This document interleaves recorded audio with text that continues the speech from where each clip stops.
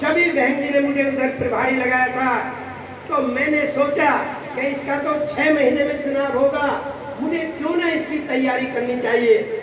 मैं उस विधानसभा में लोगों के पास गया, मैंने कहा भाई तुम चुनाव लड़ोगे, तुम चुनाव लड़ोगे? उन्होंने कहा ये तो चौधरी चरण सिंह का गढ़ है, ये तो लोक दल का गढ़ है, ये तो जाटों का गढ़ है, यहाँ तो कोई वोट ही नहीं डालने देगा, हम हार जाएंगे, क्या फायदा लड़ने का। लगभग 15-16 लोगों के पास गया, सबने हाथ उठा दिया, लेकिन एक व्यक्ति मिला, सुंदरलाल वर्मा, जिसने कहा देखो पता है हम चुनाव हारेंगे, लेकिन तुम कह रहे तो मैं चुनाव लड़ूंगा। और वो तैयार हो गए। मैंने कहा निकालो अपनी गाड़ी, मारुति थी उस समय, मारुति से ऊपर हमारे लोगों के पास गाड़ियां नहीं थी, और मारुति लेकर के हम चल दिए।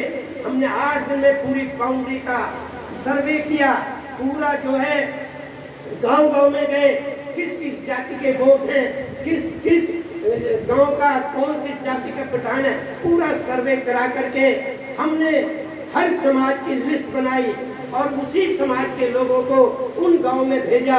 और जिस दिन चुनाव हुआ उस शाम को मैंने पूरा का पूरा रिकॉर्ड लिया, उसे जहां पर स्ट्रांग रूम था कि कहाँ कितना वोट पड़ा है, कितना पहले से इसमें वोट था, सबका मैंने हार जीत लगाया। तो मैंने सोचा कि हम इस चुनाव को जीत गए, 10,000 वोटों से जीत सकते हैं। मैंने सुंदरलाल से आकर के कहा कि भाई आप चुनाव जीत गए।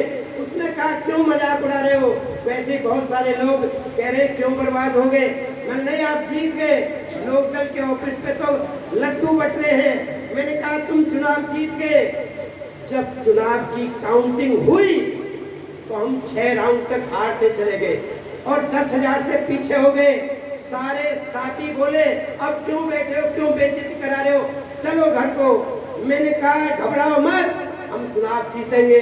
फिर भी लोग छोड़ छोड़ के चले गए, हम 5-6 लोग बचे, लेकिन 7वें राउंड से हमने लीड कवर शुरू कर दी और 10वें राउंड में जाकर 10,000 की लीड कवर करके आगे निकल गए और 14वें राउंड में 13,539 वोटों से हम चुनाव जीत गए।